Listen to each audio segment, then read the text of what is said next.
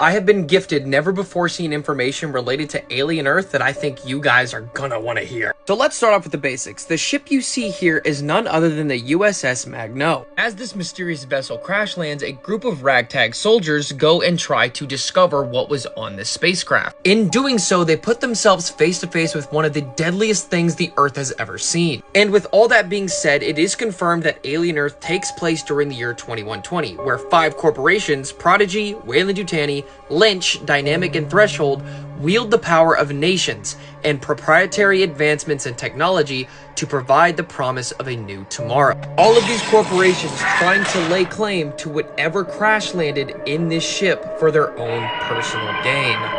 And on the topic of the ship, I was actually sent recovery logs from the ship before it crash landed, giving us more insight and Easter eggs as to why it crash landed in the first place. So in this very first video, we are introduced to who I can assume is the captain of the USS Magno, as well as this cat who records the different recovery logs via his collar. For those who didn't catch it, a nice little callback to Sigourney Weaver and her cat in the original Alien film. As you can see based off of the recovery file that the crash site was near Prodigy City. Remember, Prodigy is one of the corporations that is fighting for the stuff on this ship. The rest of the video involves the cat walking around the ship, nothing really crazy, until this part right here. It says the USS Magno, Priority 1, acquisition and safe return of all organisms for analysis. All other considerations secondary. The exact same priority that every other Alien film has, so we already knew that shit was gonna go awry. Now in the second file, there's not really much that happened. We just hear 2 crew members talking to each other about what they missed the most about Earth, and just giving each other different aspects of it. One of the crew members saying that their kids are older than they are, so basically everybody that they know and love is dead, supposedly. If that tells you anything, that means these crew members have been out in space for God knows how long. In the third video, we are introduced to this new character who is nameless. The actress's name is Karen Aldrich, also showing the captain of the ship, whose name is apparently Rahim, and based off of IMDb is only in there for 1 episode. So after the first episode, that's where everything starts. And everything you're seeing in these recovery logs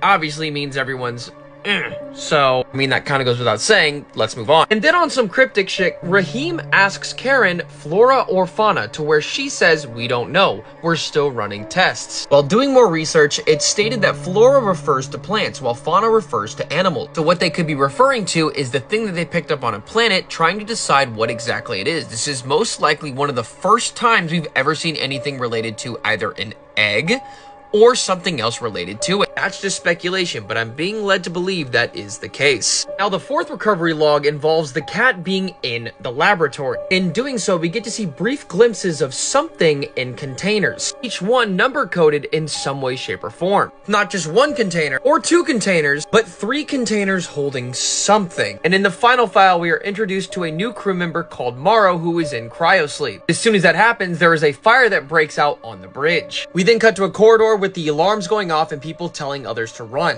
which I can assume means there was a containment breach, and that's where everything goes wrong. Now, while that may not seem like there was a lot that was revealed, there's more than enough to go off of. At least now we have somewhat of an insight as to why things went the way that they did, similar to how it is with every other Alien movie. Pick something foreign off of a planet that shouldn't have been picked up to begin with, you put it on a ship where it probably shouldn't be, everything goes wrong because you keep studying it, and then it breaks loose, destroys the ship, and then you wonder why it happened to begin with. The whole shebang happens once again. Just like that, that is all I know so far related to the Alien Earth series. I may or may not know more in the coming days.